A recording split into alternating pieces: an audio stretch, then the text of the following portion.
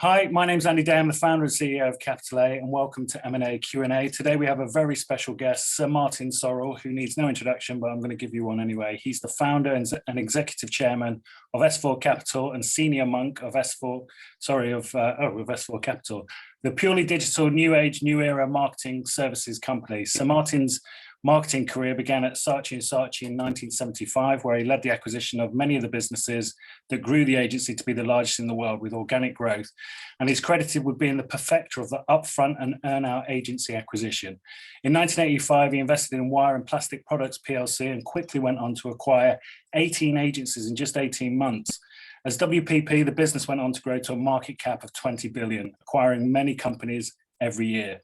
In 2018, Sir Martin formed S4 Capital and acquired the Media Monks business for $350 million, and then later that year, Mighty Hive for $150 million, creating a data-driven content and digital media company that operates as one P&L, merging target companies into one of its two main divisions and creating a new era, new media solution for brands. It's hard to keep track with the merger pace of S4 Capital, 8 mergers last year, and this year they announced 2 mergers while most people were still recovering from their New Year's hangovers, and have continued on an ambitious growth path and are now valued north of 3 billion. Obviously, it's amazing to have Sir Martin on M&A Q&A, and I'm eager to learn more about his take on M&A in general, as well as his journey in marketing and beyond. Sir Martin, welcome. How are you doing? Well, I think most of what you said was accurate. You checked it with me before you or my version of accuracy. There was one thing you said. I was the perfecter of earnouts. I think that's probably it was the House of Rothschild at the Battle of Waterloo.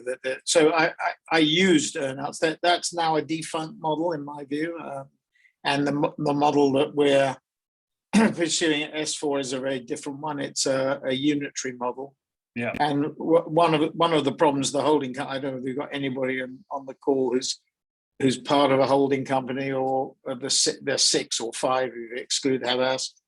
But their model is not fit for purpose anymore. It's too much of a vertical model. It needs to be unified. I think the other thing, Andy, and the stuff that you sent me to sort of edit, what came out was, and I think this is a fundamentally important thing, it is, acquiring, but unless you're in the sort of value acquisition business, i.e. you look for undervalued assets and you can buy undervalued assets cheaply, which is not the business we're in. We're in the business at S4 of growth. Unless you do that, what you have to have is a business, or be in a part of the business that is growing. So organic growth, you can't replace organic growth with growth by acquisition. And it was interesting. The stuff that you sent me to edit sort of said, well, these companies grow by acquisition. The answer is they don't. Okay. They grow organically. So you'll see our Q1 results in a few days, but basically you'll see there's a fairly a violent growth that is driven half by organic and half by deals.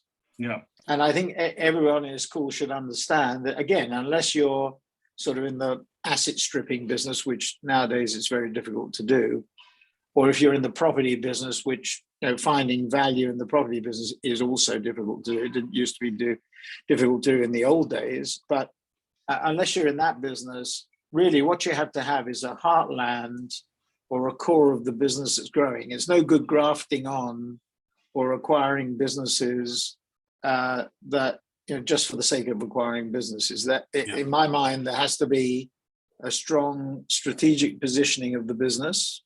You start with nothing. So we started with nothing 3 years ago, and the first deal, I had the vision was, or the concept was around growth and about data-driven digital advertising content and digital media.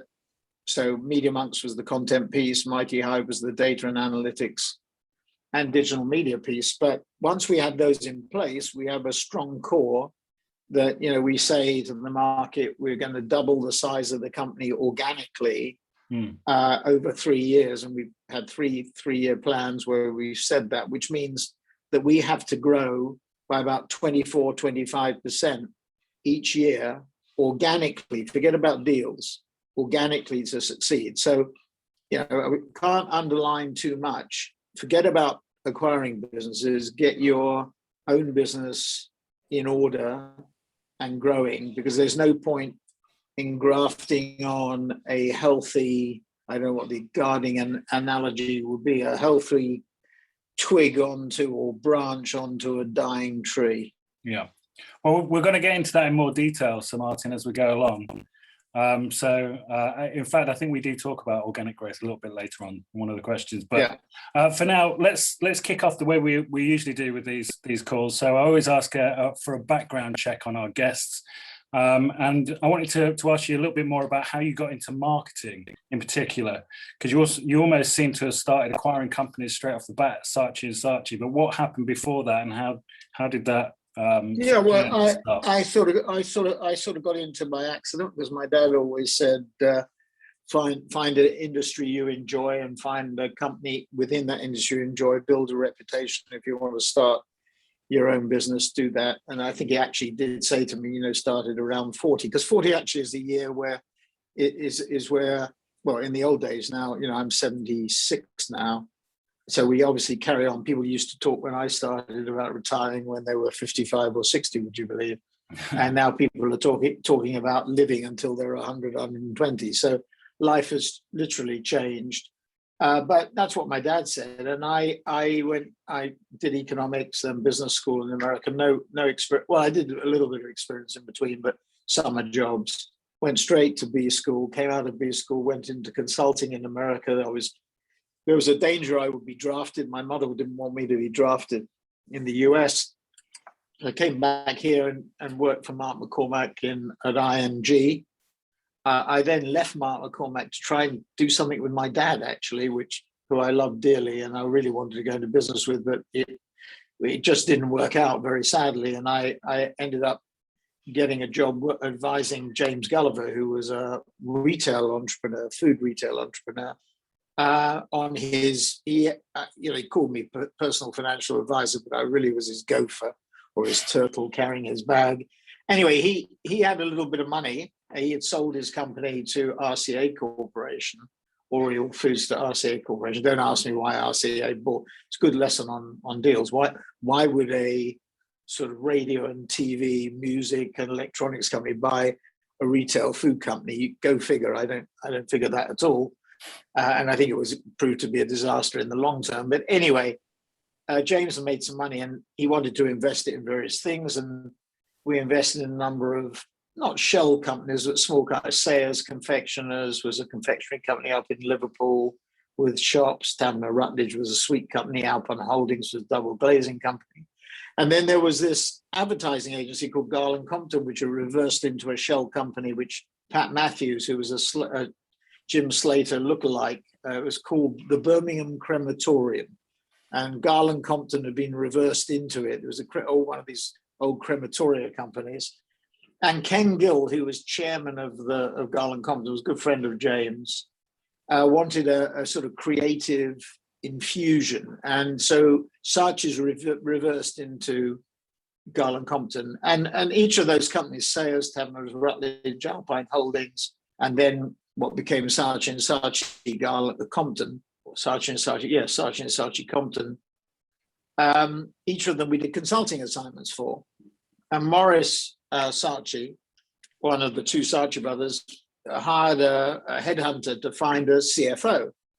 And I was doing one day a week consulting at an office in Charlotte Street, in the Saatchi building. And after a few months, Morris had seen a lot of CFOs from newspaper groups who in those days, if you didn't get to them before 11 o'clock or 12 o'clock in the morning, you couldn't talk to them for the rest of the day, if you get my meaning.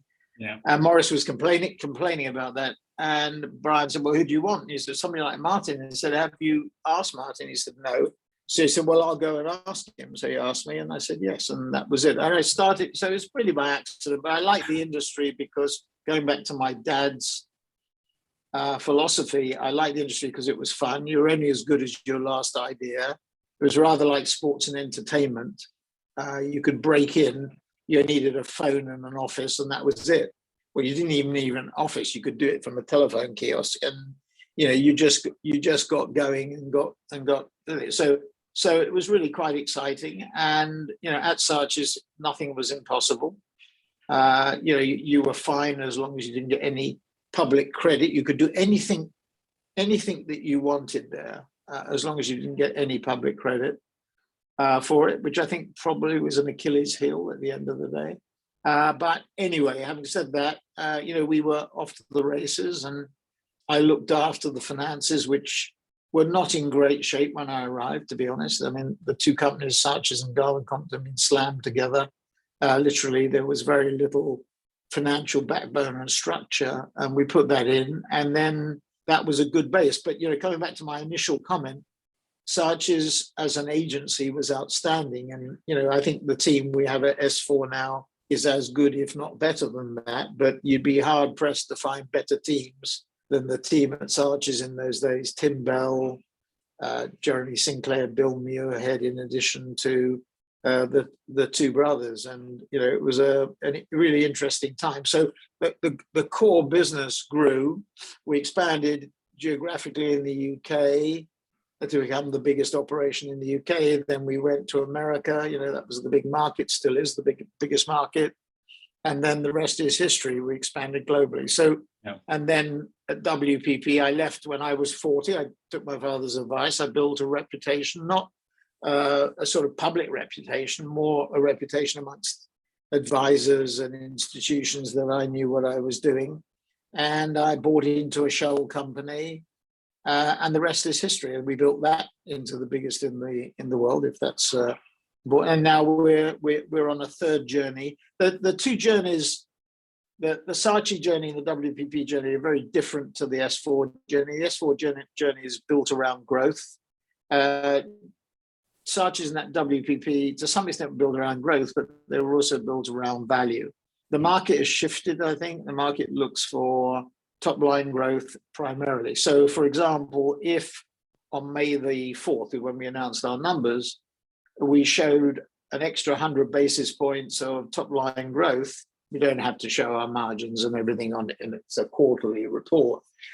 But if it was the choice between 100 basis points on the top line or 100 basis points on the margin, the stock would the value would increase far more with 100 basis points on the top line than the bottom line. That's a shift from when we were at, I was starting at Saatchi's or WPP. Then it was much more evenly balanced. I would have said 50-50.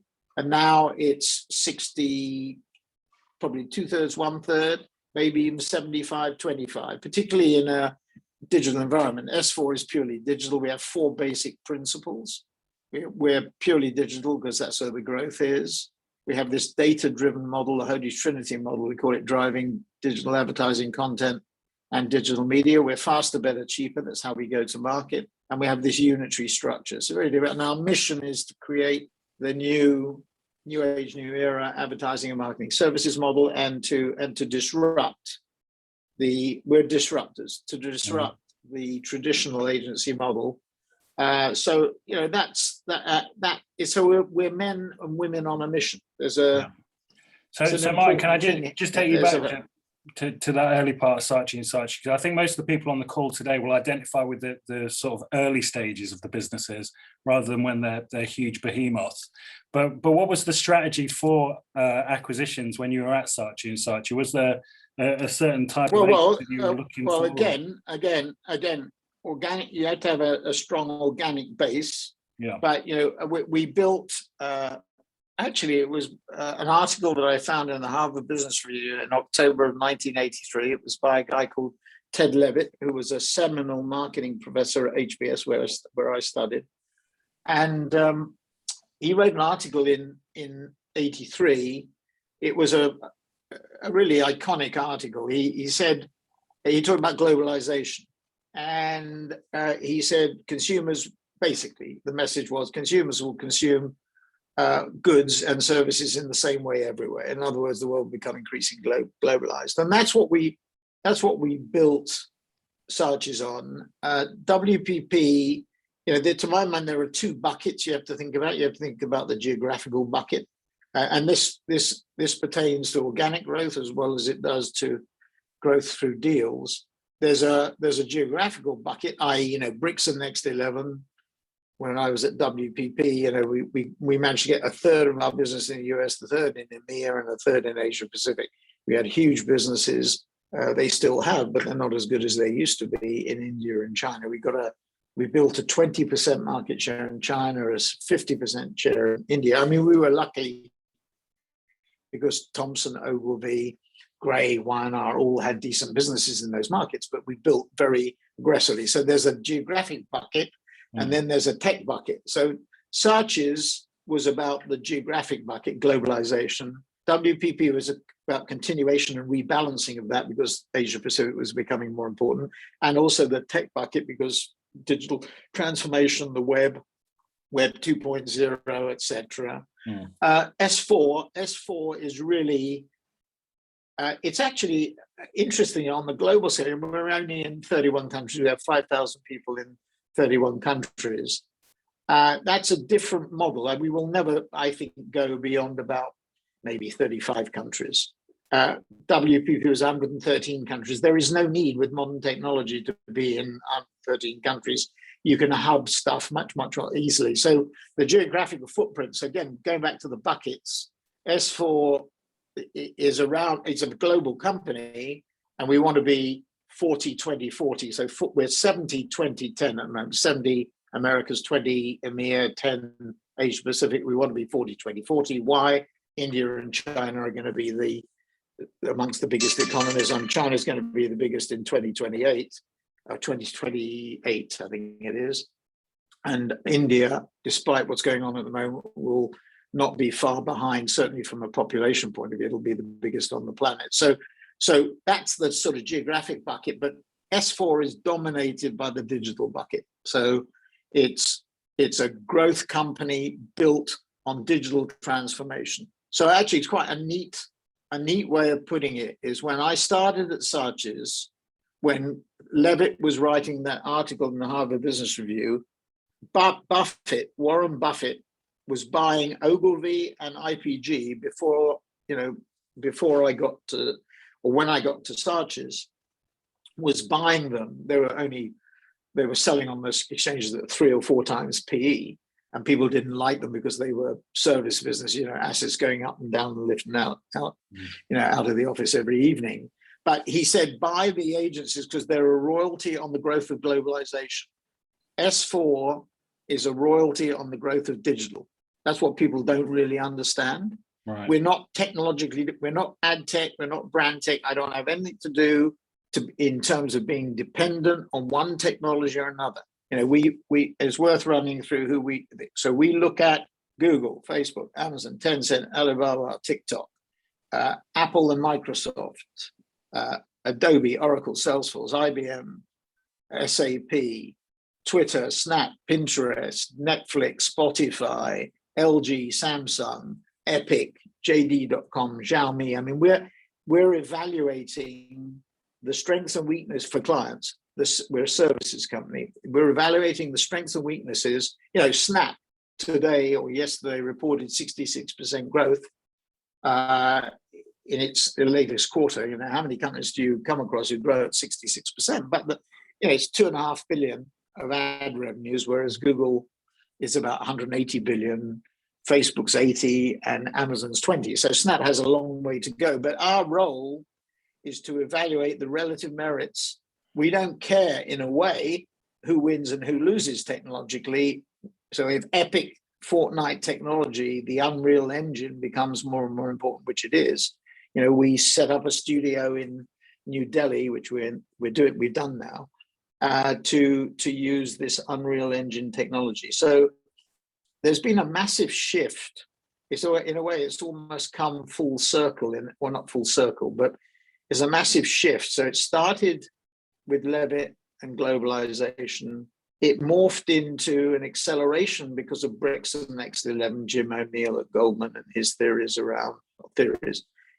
China was on the wrong side of history for a couple of hundred years. It's now going to be on the right side of history. In a way, in the 19th century, those those economies dominated the world like they are, and they're going to dominate them again, 40% of worldwide GDP in the early 19th century, and that's where again they will be in fairly short order. But then you got technology making globalization easier, and then you've got the rise of technology. So it's a really interesting pivot. S4 is a really interesting pivot away from the traditional model. Yeah. So can I just ask you then, what advice would you give to other agency CEOs? So obviously, you it's very clear. You think why would I advise any competitors to do anything? What possible advantage can I have? Because you're a good guy, Martin, and we're all here to learn from you. So there's nothing to learn. So no, look. It depends on, you know. I think if you're trying to put something together, I think you had to have, you know, when I left WPP, you know, I still retain my 2% WPP, which is worth a fair amount of money. You know, I thought, well, look, I've been struggling, particularly in the last 12 months with top line growth. So you know, if there's any lessons from what I did, it is find an organic growth story that makes sense. I mean, that's fundamental. I mean, just buying companies for the sake of buying companies is a mug's game. You know, that will lead to ruin. So you have to have a strategy. Our strategy was build a new model, disrupt the old, purely digital, because that's the growth is. The Holy Trinity model, faster, better, cheaper, and last but not least, the unitary model. So that, you know, that's the philosophy. Yeah. And so Martin, if you could do it again though, without maybe the resources that you started S4 Capital with. So if you can think about that. So how, if you had very few resources, but were to start I wouldn't. You know, if we job back, Andy, to April of 2018, I would. You know, if I had to start from scratch, I would have started from scratch. So I would have tried. I would try. You know, I took 40 million of my own money. And I went to 10 institutions and I say, would you invest £1 million each on the understanding? So I made a total cap of 50 million on the understanding that when I find the first deal, you know, I laid out the strategy, which I just laid out to you. I said, this is what we're going to do. And I said, you each put in £1 million. And then on the understanding, not a legal commitment, that you underwrite the first deal that we do. And that we reversed Media Monks, which was a 300 million euro transaction, into S4, and then we reversed S4 into a quoted shell Derriston. I don't believe in SPACs. I think SPACs, you know, too big a promote, too big a fees. You know, it's a love fest for advisors. You know, I think it's a joke, to be honest with you. So you didn't, relatively speaking, you put a lot more skin in the game to those other 10 institutions that underwrote. Well, I had 80% at the beginning. I now effectively own 20% of S4. I have 10% stake shareholding and about 10% on the carry, because we set up a private equity structure there, which is quite interesting and unusual. I have a control share. You know, Lord Hill is you know, Rishi Sunak has supported Lord Hill's recommendations. In turn, we're a standard listing because we have a control share. We can't be a premium listing unless we give up the control share, which I'm not prepared to do. But it's interesting because it's being examined as to whether we should be standard listings, should be part of the index, even if you have a dual structure. Because you know the problem, tech companies don't want to be listed in the UK because, you know, there's not the flexibility. SPACs actually probably, from what I'm hearing, it would be easier to do a SPAC here in the UK at a time when the US have pretty much stopped. Yeah. And Amsterdam, it's flying. Yeah, you're going to change the rules on forecasts and I think approval of the deals. But I don't think the SPAC structure is a good structure because it gives the promoters, you know, promoters take 20% in some cases, average 8, what I've been told. I think that's a joke. Right. And it's too long and it's too risky because they can always nix a deal. I mean, the investing institutions have up till what usually runs for 2 years, and you can always say that you don't approve of the deal. Anyway, we reversed into Derriston on September the 13th, 2018, the stock opened up at 113 and today it is 564. So, we've had a very good run so far, but we're in it for the long term. And the advice, coming back to the advice, when you look at that history, is have a strategic plan, a vision, and then start to implement it. If you start with nothing and you want to grow quickly, doing it organically is not easy. So, if you can lay your hands on finance, I would recommend people to hold on to their equity. I would recommend people not to sell equity to private equity or to venture capital funds, because their internal rates of return, i.e. their cost of capital, is so high that you get killed. So that's good advice then, I should imagine. But where would you get that finance from if it wasn't from private equity? Go to the bank. Go to the bank. Right, brilliant. Mortgage your house, mortgage your partner and children. I mean, do whatever you have to do. Don't listen to the siren calls of private equity. I mean, Steve Schwarzman is probably the most successful private equity guy certainly I've come across.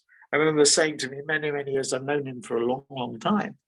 He said to me, "Don't ever come to me for money, Martin, because we're too expensive." And he's right, because if they're earning, well, forget about 20%, 25%, let's say they're earning 15%. That's their cost of capital. That's what effectively it's going to cost you. So why bother? Go to the bank and borrow at 3, 4, 5. Now there's more risk there, but there's more return. And I continually see people diluting themselves down unnecessarily. So that would be my advice. So strong strategy. Then you have to put the structure in place. Obviously, you're going to have some decent people, a decent team with you. The team we have at S4 is better than anything I've seen. Maybe even better than the Saatchi team that I referred to earlier in the conversation. So I think that is sort of strategy, structure, vision and strategy, structure, and then implementation. Yeah.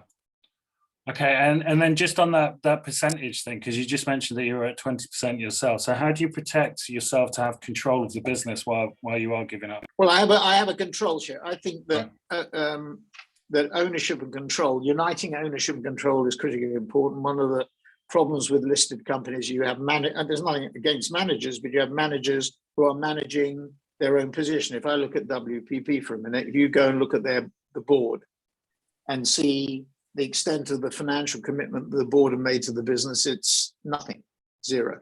Right. It's less than, I think the total holdings of everybody on the board is, I don't think it even gets up to 0.5%. So it's a nonsense. There is a separation of ownership and control. If every day you get up in the morning with your heart in your mouth, because you have a significant investment in the business, your motivation is totally different. If you have share options or restricted stock based on you staying there, your motivation is different.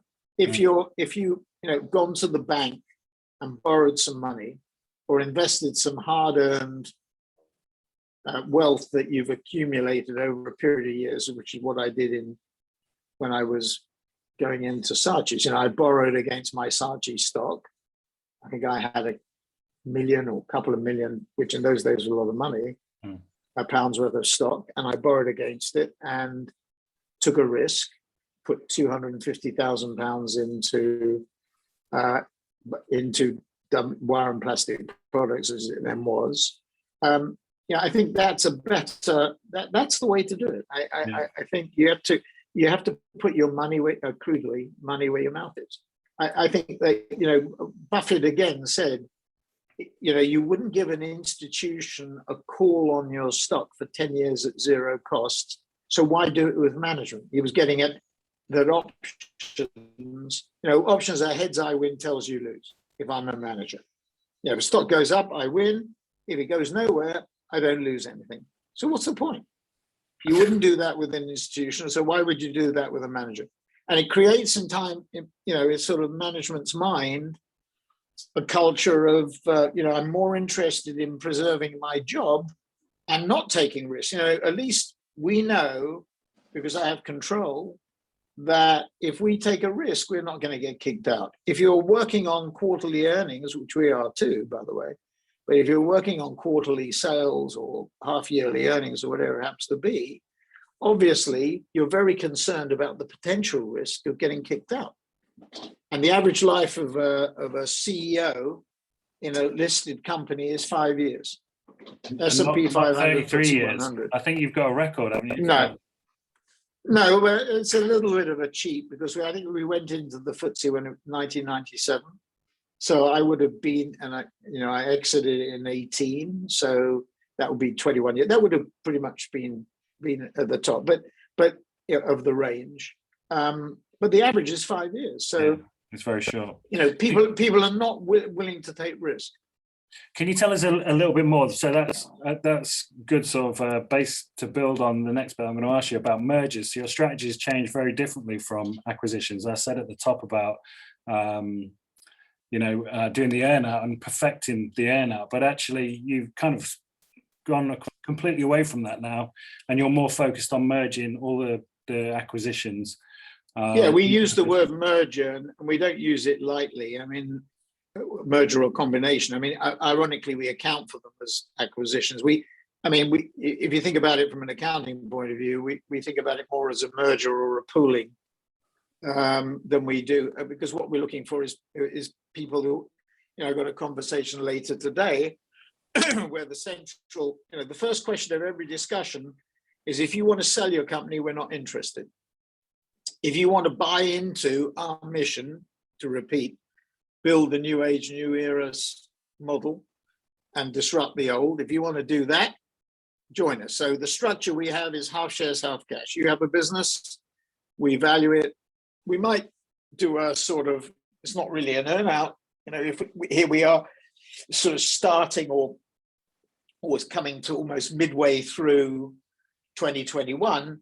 If you had a business, we would probably structure it, a payment today, half shares, half cash, on the basis of the business, the 20 results, and then a payment, half shares, half cash, on the basis of the 21 results, minus what you've been paid already.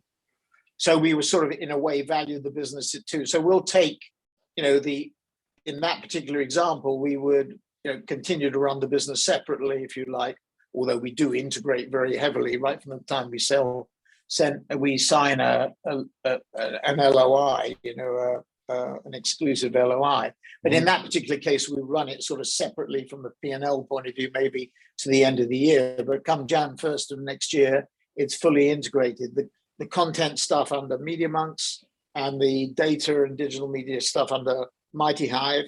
But we're now putting together, we've soft launched a uni brand. So we have one brand now for the whole. So we are one P&L, we have no cross-charging, and we don't get caught in the holding company bog of, that's not toilet, that's bog as in Irish bog, in the holding company bog of, the treacle, if that's the right analogy, of cross-charging across. Yeah, because when you do an earn-out for 3, 4 or 5 years, the interests of the seller, and they are sellers, the interest of the seller is to maximize the profits in the vertical. Yeah. If you're running the company, what you want is to leverage the company, synergies for want of a better word. They can be revenue synergies as well as cost synergies. Revenue synergies are much more difficult to identify, but they are much more important because they prove the worth of the deal really more than the cost does. And the cost is one time, revenue can be in perpetuity. But that's really the philosophically. So integrating the business and making it a unitary structure is now, in my view, and with technology, you can build in, and what we've built this in already into S4, which I think is a remarkable achievement already. How people have built in software base. It may not be the best software base. We may morph into other software bases, but we built in, Slack and Shift and Workday and everything else and Salesforce into and every company that we bring in, and we've done is 22 transactions so far. The two core ones, and then I think it's another 19 actually, or 20 transactions. I think it's 11 content and 9 data and digital media. So its total is 22. Every one of those is integrated, or we try and integrate them as rapidly as possible. And that's really important. So just very quickly, because we're going to open up the floor to the other guests, could you tell us very quickly how you sort of find targets? So what are you looking for and how are you finding those targets, and just sort of a general explanation of how you do valuations? So you mentioned one-time revenue there, but is that the way that you're doing valuations for businesses that So first of all, on the process, I mean, Scott Spirit works with me. He was our chief digital officer at WPP, worked there for 15 years, in Shanghai for 7 years, and now in Singapore. Michelle Dreik, as well, as looks after Asia Pacific, also came from WPP. I mean, we do two things. Firstly, we do our own research, obviously. We follow all the sources that, clients, analysts, media companies, everybody. And we have our own research, and we identify, do sort of original research and identify. Bankers and brokers tend to be sort of episodic, or they tend to be serendipitous in the sense that they give you a transaction that somebody's come to talk to them about, rather than doing fundamental. We do fundamental analysis. The other thing we do is we go to our partners. So we will go to the platforms, we'll go to the software companies, we'll go to the hardware companies, and we say, who do you think, we work so closely with them, who do you think we should be interested in? And then on the criteria, we have 4 criteria. 1 is top line growth, 2 is decent margins, which we define as 20% plus. So our margins are running at 21, 22, 23 after central costs. So before central costs, a little bit higher. We think 20% plus EBITDA margins, and the holding companies are around 15. So we think they become commoditized. So that 500 basis points reflects the fact they become commoditized, and we want leverage. We want some pricing leverage. So they could be at 15 with a pathway to 20 or 20 plus, but that's what we look for. So growth, margin. The third one is what I touched on. We're not a brand tech company. We're not an ad tech company. We don't want to be dependent on technology, and if there's a shift in technology, we get disintermediated. So we want to be technology agnostic. We're a service company. And the fourth is that management should own a significant chunk of the company, because when we do our deal, they roll half of their equity, and we think it's perfectly respectable if you've done what I told you to do a few minutes ago, mortgage your partner and your family and your house and your car. We think it's perfectly legitimate for you to take half off the table, but let the other half roll.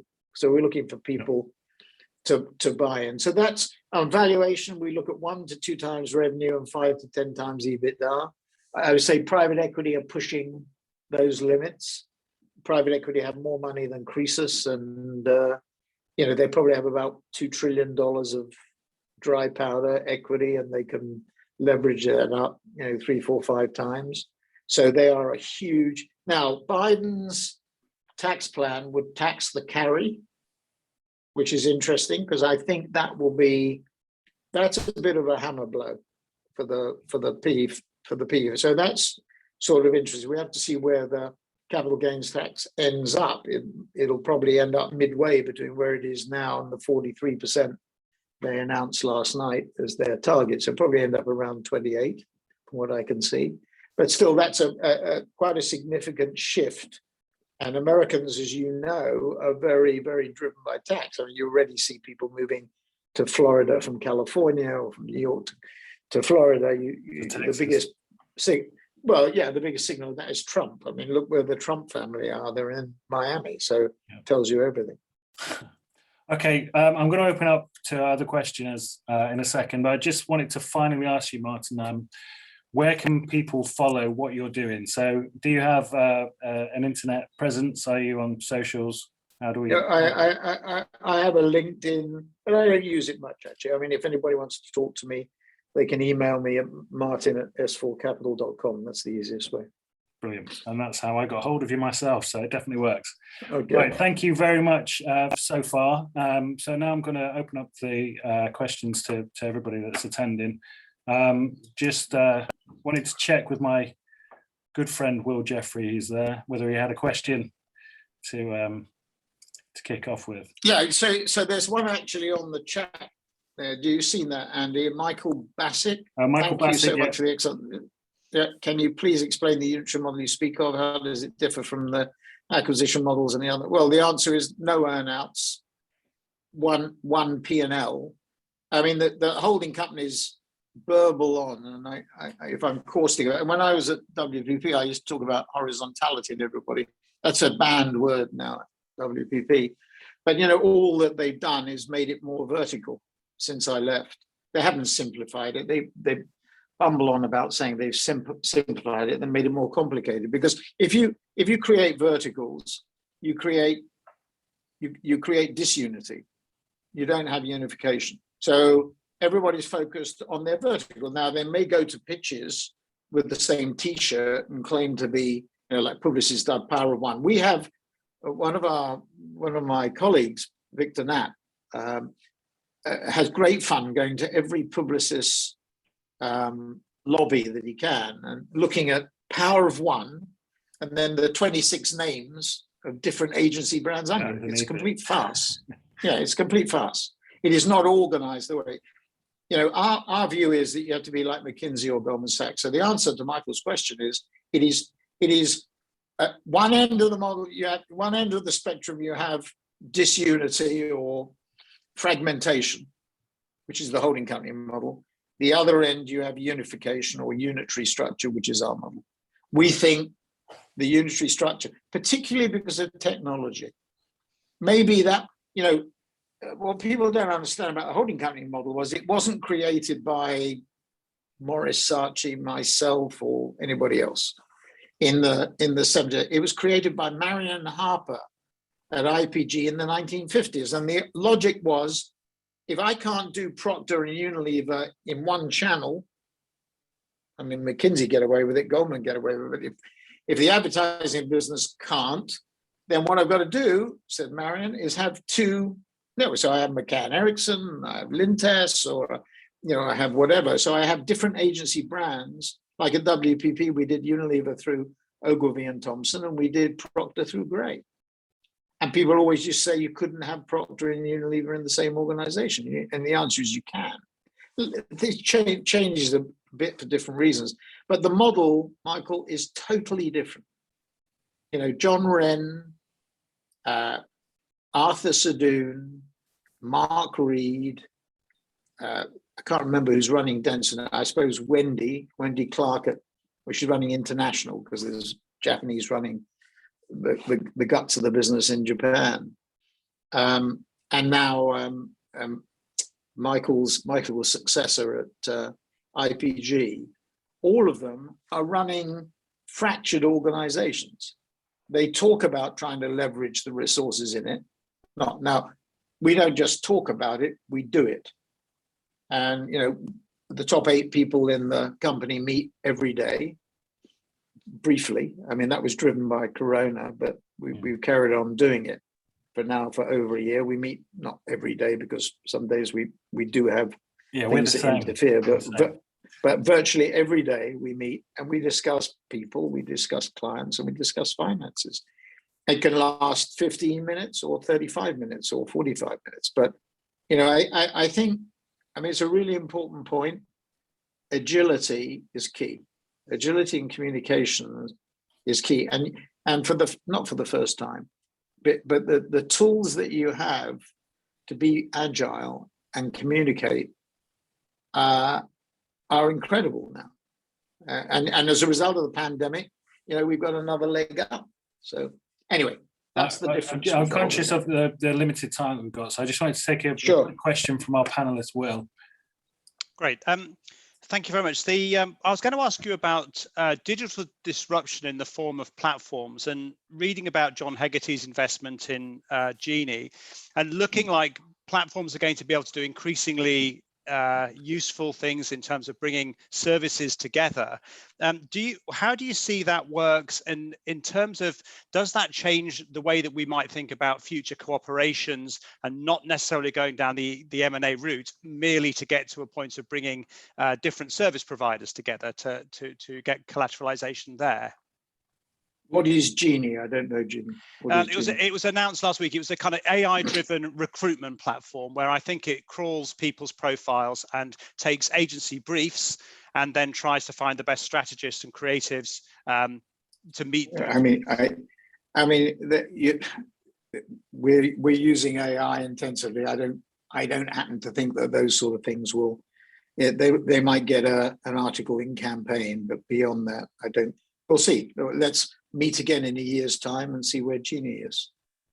I don't think it works, my view. I just wonder whether people increasingly are kind of co-creating and cooperating independently of maybe these kind of institutions. Yes, they are. Yes, they are. But you just think about the organization that you have to do, the work that you have to do. I mean, you need an organization, I think, with a purpose, not a crowdsourced platform. All that is, if I understand it right, is a crowdsourced platform. So you have all those freelancers out there, and there are many platforms like that. I mean, they're to a penny. Okay. I think what you have to do is, you have to develop a strong brief with a client that knows where they're going. Now you can do, the clients are increasingly doing stuff in-house, or they're doing it through an embedded model, i.e. where, our biggest client is Google, and we have people in normal times, 100 people sitting across the freeway, the Googleplex in California. Obviously now they're at home, but they will be back. I mean, Google and Facebook, I think, are going to go back to the office faster than people think, certainly on an individual office basis, if not as from the whole company's point of view. But the models that the clients want, are built around either in-housing, embedded, where we put our people into their premises or close to their premises, like I give you with Google and the Googleplex, or the traditional outsource model. I'm not sure that those sort of platforms you're referring to can do if they're not as rigorous or as organized as the agency structures. So, or the in-house structures.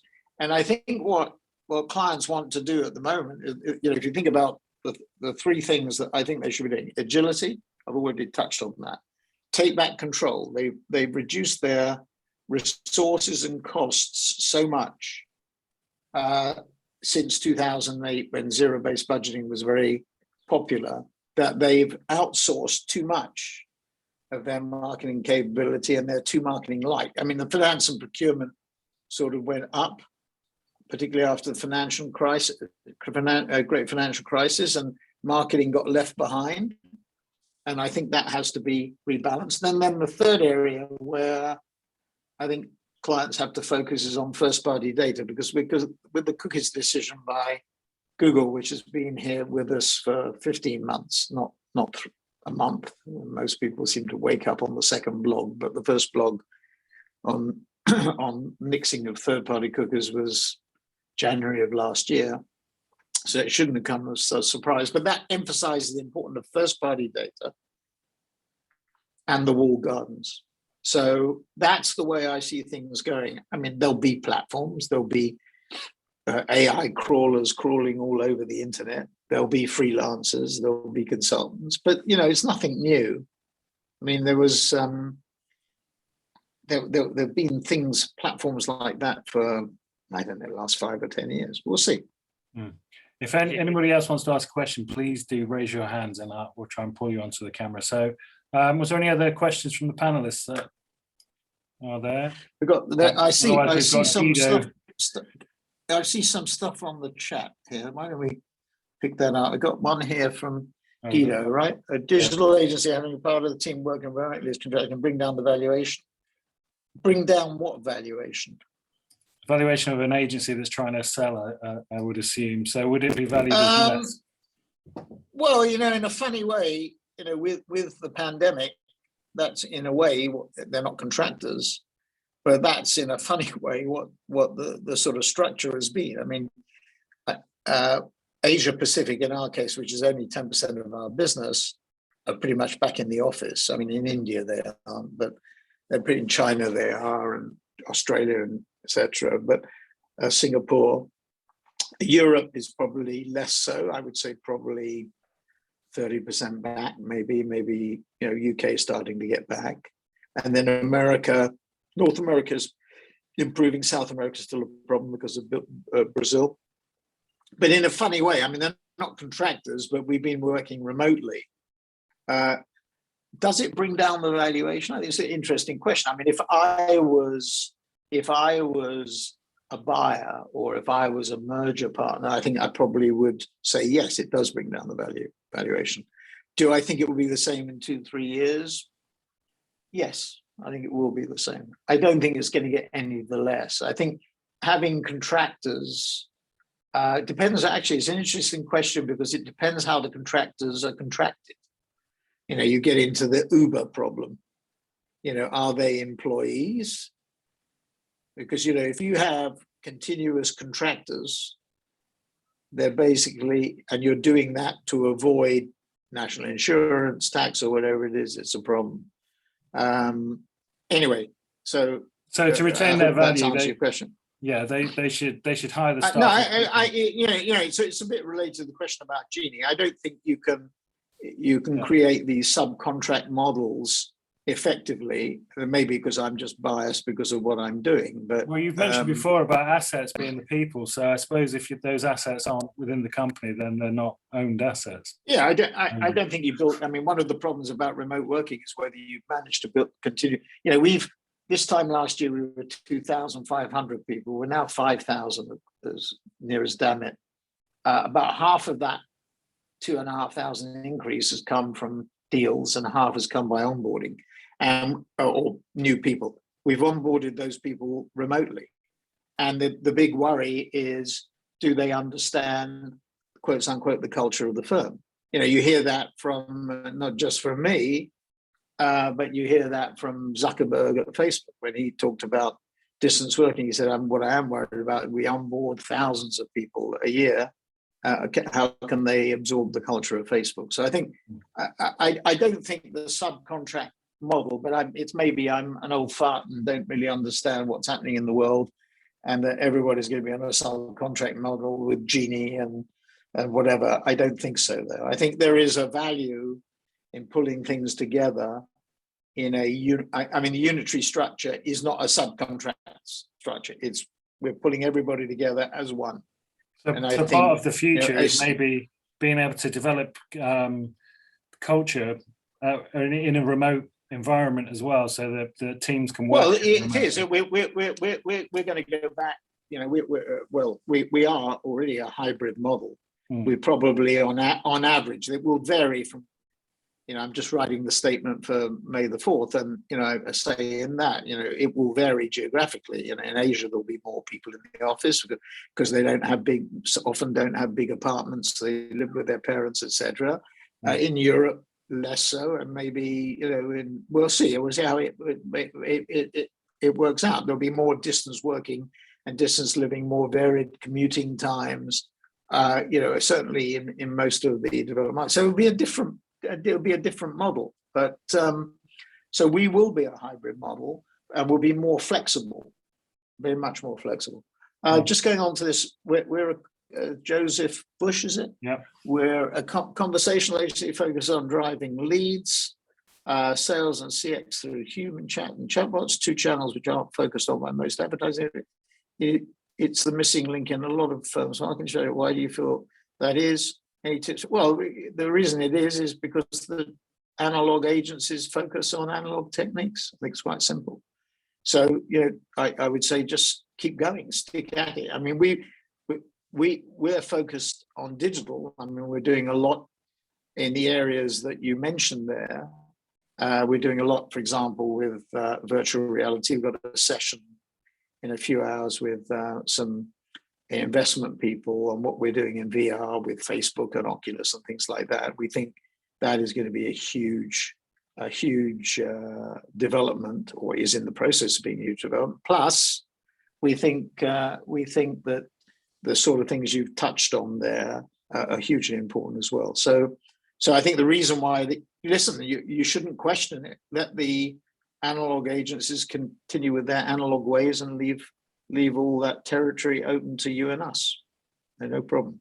Anonymous, what do you think about online agency platforms, so-called agency marketers such as Clutch, digital agency networks, shortlist? Do you believe they might disrupt the shortlisting and pitch process between agencies and clients? Yeah, I don't really know enough about. I don't really know enough about them. This is going to get me into hot water. I don't think, if I had a CMO, if I was a CEO of a client and I had a CMO, and the CMO came to me and said, I want to hire a consultant to choose an agency, I would say to the CMO, well, why have I hired you? You surely must know, you're a CMO. You surely, why do you need anybody to help you? And you've got a staff of whatever. Why can't you come up? And then I would also question the pitch process. We won a pitch, Mondelez. We've been involved in two big pitches. Well, actually, there's been more, but two big ones last year, which took a year. Mondelez was 9 months actually, and BMW was a year and a week. Huge amounts of time on it. So I think you have to, if those platforms could shorten the process. See, I think the best way of finding out about an agency is getting them to work on something. I think the whole, you go back to Mad Men. You remember Don Draper would carouse all night, go to bed about 3 or 4 in the morning after having God knows what to drink, get up in the morning, shower, and if his performance that morning was good, they won the business, and if it wasn't, they didn't.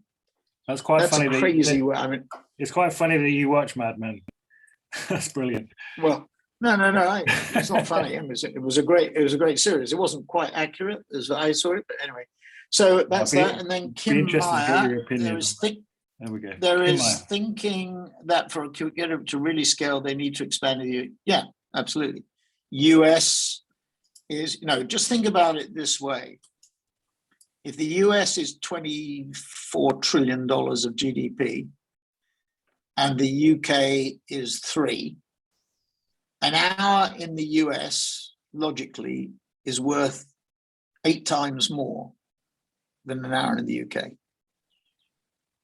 And there's another problem. We in the UK think we're the bee's knees. We are. The bee's knees, the two markets which are the bee's knees are the US and China. Wow. So, and China's going to be more difficult because of the rift with the US, which started with Obama, was accelerated by Trump, and is now will remain the same, I think, under Biden. He'll be more multilateral in his approach. So the answer, the other thing to Kim's question is, you could say, look, the UK is big enough, because once you go to the US, of course, you divert your attention. I think there is depends on what your ambitions are. If your ambitions are to be, the lead UK agency, there's a strong logic to saying, well, let's just focus on the UK and not bother with it. Because, it's all very well for you to say, Kim, let's do something US market, but getting that hour analogy again, an hour in the US is an hour away from the UK. So when your UK client rings you and you say, I can't talk to you now, I can't come and see you, because that's less important now, but because you see them electronically, but I can't come and see you physically because I'm in New York. There's an argument that what you should do is focus on the UK. That's a counter, but just intuitively, my answer to your question is, if you've done a good job in the UK and you're building a good UK agency, I would go to the US rather than go to Europe as my next step. We've just got continental Europe. one question on the chat, and I think we'll probably have to wrap it up after this. So it's from Andrew Super. It says, Okay, what's that? Could augmented reality be a massive part of advertising and marketing in the years to come, as Apple and Apple and Facebook enter the space? Yes, I mean it's augmented and virtual, huge. I think virtual reality. I mean, we've already done some. We've streamed NBA games with Verizon. We've streamed the Oculus conference for Oculus engineers for Facebook. I think we did it. We converted a live event to an online event. I think we're planning the next one for 4,000 people, distributed headsets, etc. So the answer is yes. I mean, that's a huge opportunity.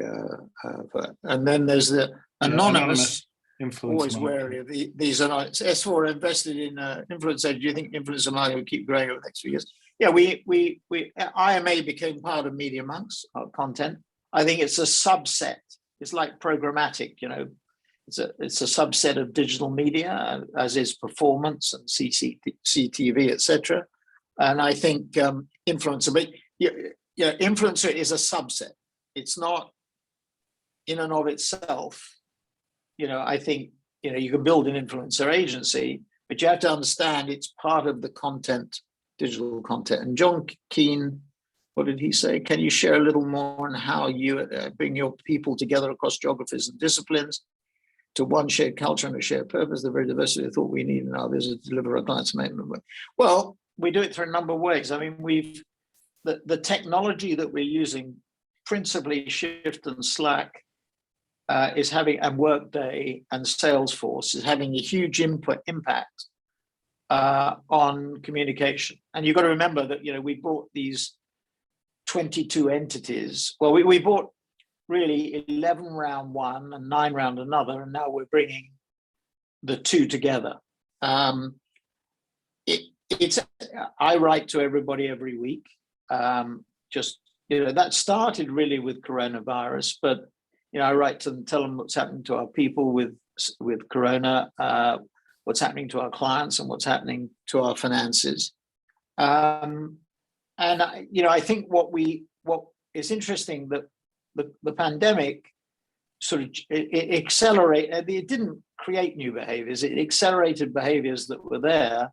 And internal communication is just another example of it. It just accelerated what you were going to do, but it was the agility. I mean, for example, I was on a call last night with lots of CEOs in the US, and it was about how do you deal with activists, and the biggest thing to me that came out of that is agility. I said that's the biggest corporate attribute that's the most important, because most of the companies you deal with, we like 55% of our revenues this year should be, according to the market, we should be about $800 million.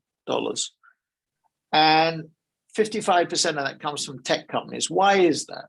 We prefer to deal with companies that are looking at the sky rather than their boots, which is a crude way of saying we like to work with expansionist companies rather than companies that focus totally on cost, on procurement, finance.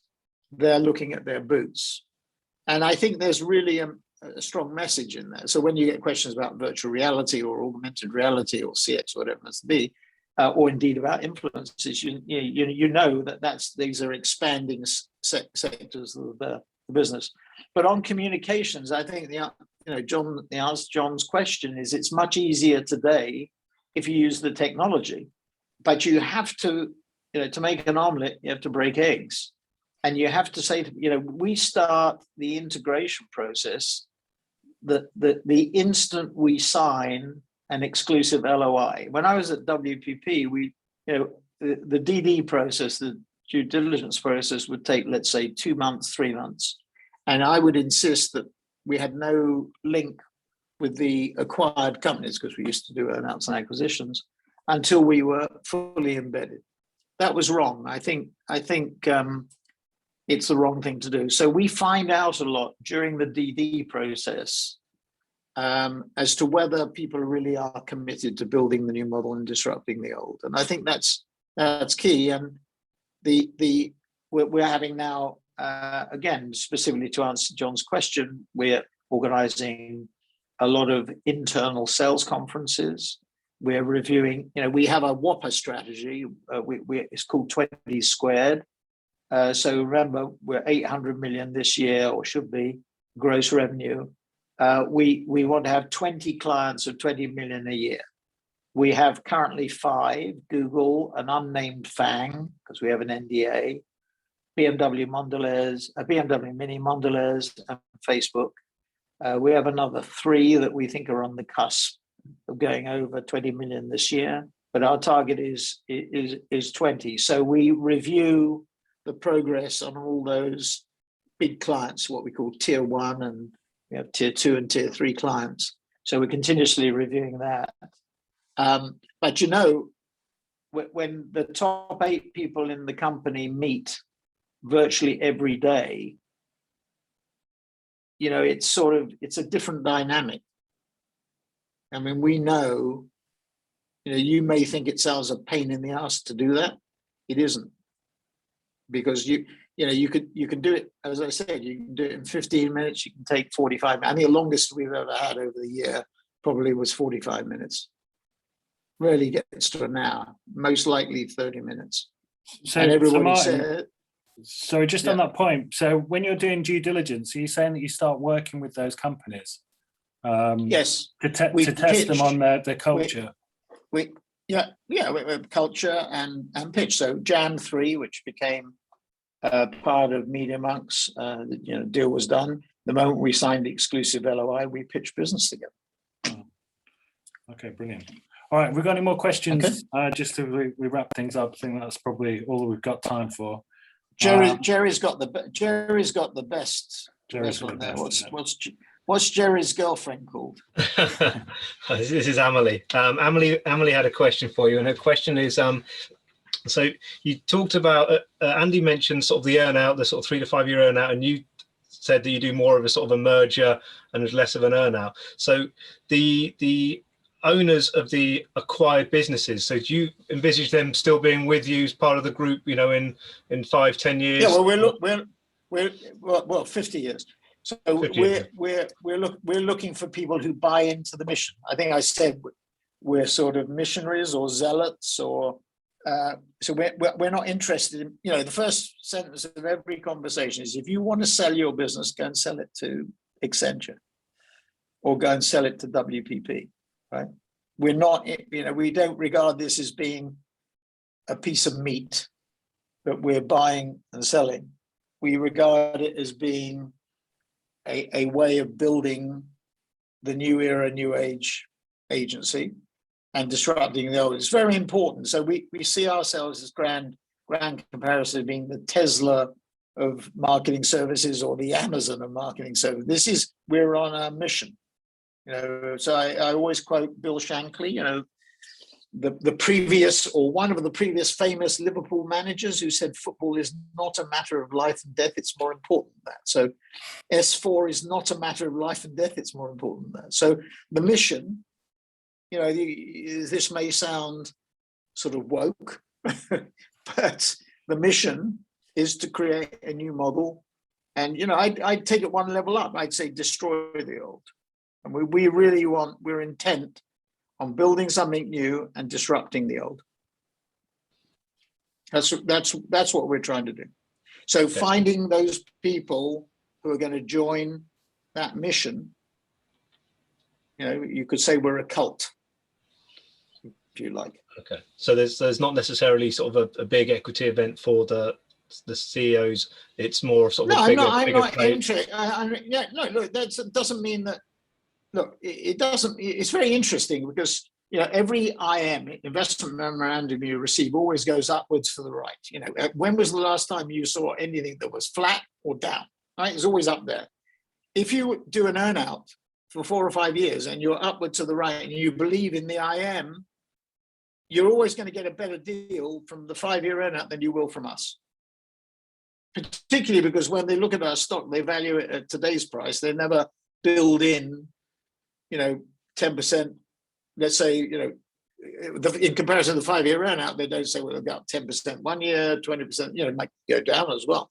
But they don't build it in. So we're logically at a disadvantage because we offer in the merger partner's mind, we offer a single figure with an earnout. If you believe and that thing is going up to the right, your earnout valuation is huge. Even if you apply the same multiple as we're applying to I gave you the case of a deal done this year with a payment on last year as performance and a bit on this year. So we're at a disadvantage. So we actually, when we did our deal with Mighty High, we were the fourth. Well, I'll tell you what, WPP bid up to 1.5 billion euros for Media Monks. We bought it for 300. Now, why did Victor and Wes? I mean, you can build an argument that now, because of the rise in the value of the stock, that Media Monks is worth $1 billion. So why did Victor and Wes choose, and Peter, who's now our finance director, why did they choose to do with us? Because the prospect of being in a faceless holding company, as opposed to the mission of building a new model and being on the cutting edge, that was far more appealing. But that's a simple fact. They got an email on the day of the deal when we were, when they were panicking at the thought of me buying Media Monks.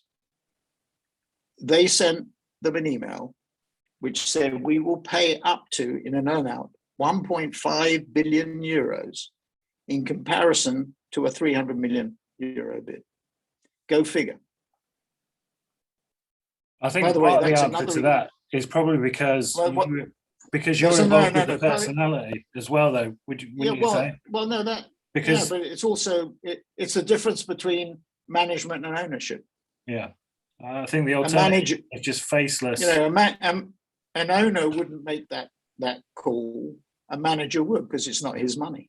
That's a fundamental point, actually. Okay, we've got any more questions? Okay. I'm very conscious of time now, so we've overrun by 20 odd minutes. Seems to be it. No more. Anyway, thank you, Emily. Is it Emily, Jerry? Amelie. Amelie.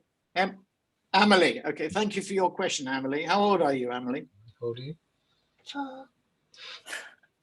How much? How old? Very nice. Thank you. I've got a 4.5-year-old one, so that's why.